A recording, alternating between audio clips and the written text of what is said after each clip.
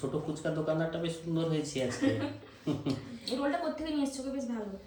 রোলটা নিয়ে এসেছি বাজার থেকে, অন্য দোকান থেকে এনেছি।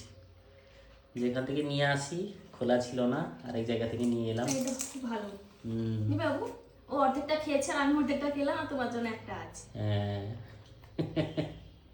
কেমন ফুচকা? বাবু কিন্তু ফুচকা খেতে খুব ভালোবাসে, অনেকদিন বাদে খাচ্ছে। গেছিল বোধহয় সেই মেলায়, খেয়েছিল দু একটা ফুচকা। আর এখানে সবসময় মেলায় গেলে না আর বাজারে গেলে না ঠিকমতো খাওয়া হয় না গো।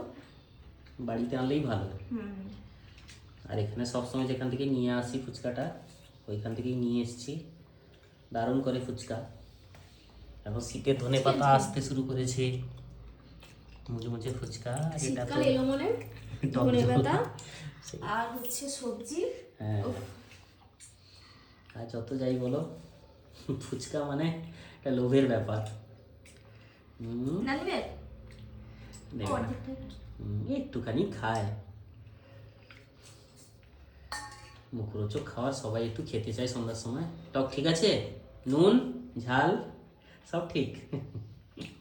আচ্ছা, বাবু কিন্তু স্বাদ ভালো বোঝে। আর একটু ঝালটা। আমার জন্য একটা ফুচকা বানাও দেখি সুন্দর করে, কেমন পারো তুমি দেখি। রোলটা খাও আগে। আচ্ছা হোক, রোল খাচ্ছি।